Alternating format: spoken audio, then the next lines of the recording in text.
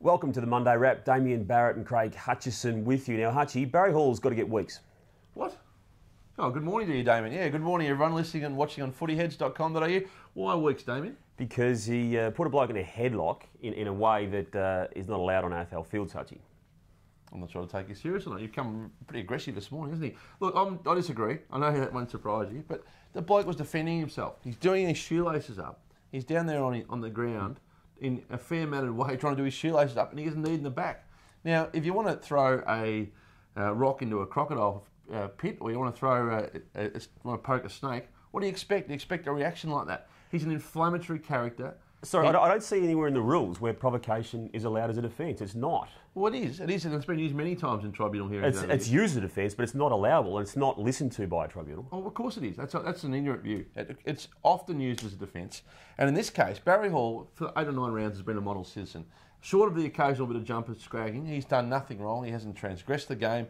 He's good for the game. And on Saturday, he was clearly targeted by the Kangaroos. Now, I've been a critic of Barry Hall in the past, and if you do the time, you do the crime.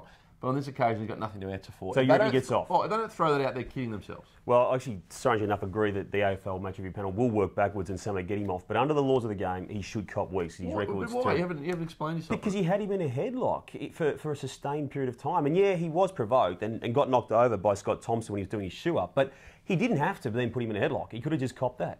It wasn't an isolated incident during the day. There was a pattern during the day of the Kangaroo players targeting. Doesn't matter. He's been charged with misconduct in that he headlocked Scott Thompson. That's the charge in front of the match review panel. You're a Kangaroo man. You get a little bit influenced on these things. No, not when I come to debate these matters, and that's a cheap shot. Now, who's the better Hawthorn captain, Luke Hodge or Sam Mitchell? Interesting debate started by Gary Lyon on the weekend, and look, it's hit a nerve, hasn't it? There's no doubt about that. The lack of reaction at Hawthorn has been as interesting as anything for mine, and Jeff having to weigh in and say there was a vote and a split decision.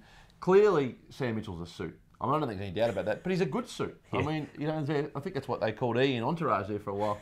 And he's a great leader and a great politician. Luke's more of a values man and more of a club's in and under on-field leader. I think they're a great combination. I'm not sure why we need to be changing the captain just now, but Gary did raise some good points. He did. Gary Lyon's article in The Age on Saturday brought this to a head. You're right, Hawthorn hasn't shot it down, and I've got a feeling that there may be a change of captain at the end of the year. They'll leave it alone this year, but I reckon Luke Hodge will replace. Now, the Saints back? Yeah, I think they are. They were pretty good yesterday. Look, they played well, West Coast.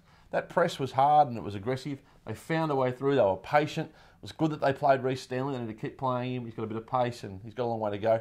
I just think that they can get through this period and be a contender again. The Lions are in trouble, aren't they? Yeah, Lions are gone. And I think, Brown's really struggling. It's good to see Fev play well, but I don't like the way they've recruited all along, and I just think they're in trouble. Thanks for joining us on the Monday Wrap. We'll be back Friday for a preview of Round 10.